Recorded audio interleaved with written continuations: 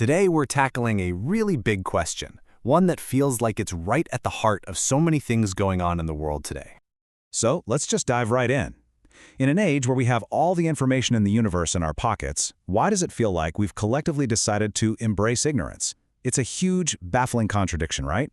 Well, the source material we're looking at today has a pretty shocking and simple answer. And there it is. The core argument is that we haven't embraced ignorance because we're lazy or because we don't care.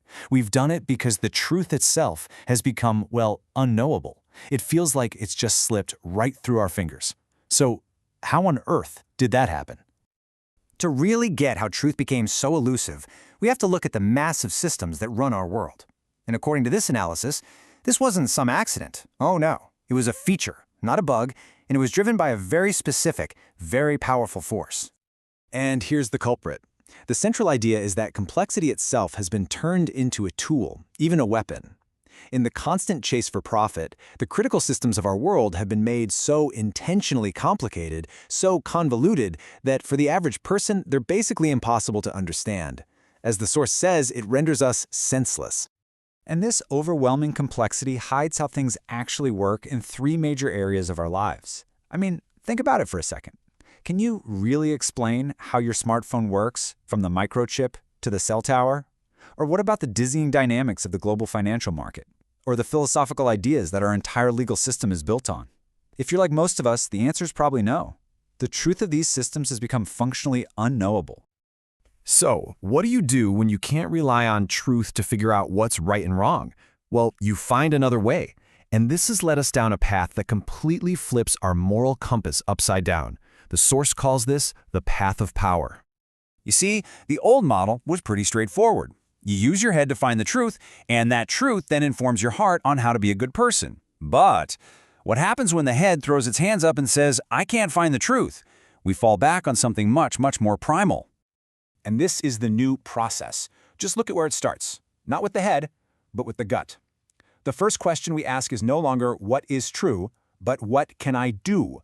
What is effective? What gives me power? Then, that feeling of capability travels up to our head, which then builds a truth around it. Basically, if I can do it, it must be right. And only then, at the very end, does this brand new manufactured truth tell our heart what is moral. Our morality now follows our actions, not the other way around. But here's the thing, the path of power isn't the only road we can take.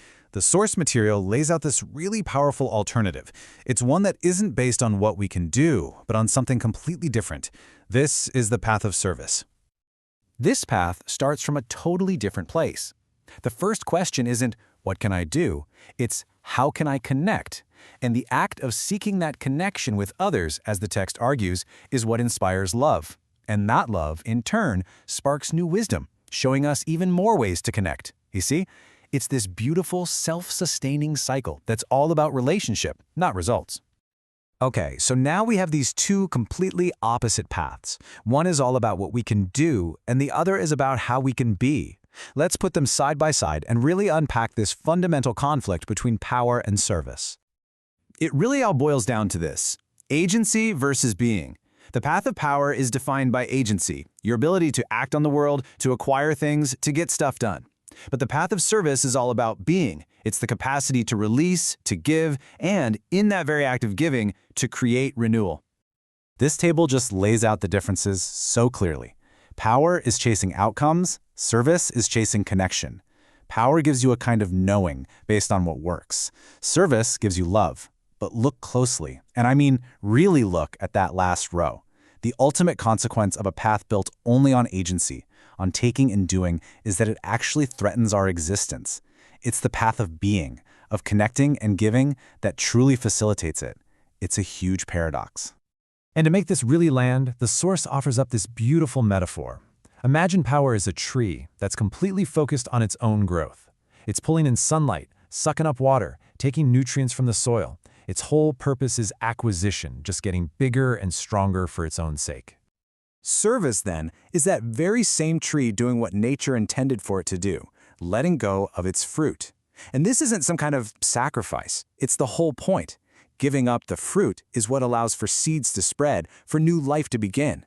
The act of releasing is the act of renewal. And this leads us to a really important definition. beinghood.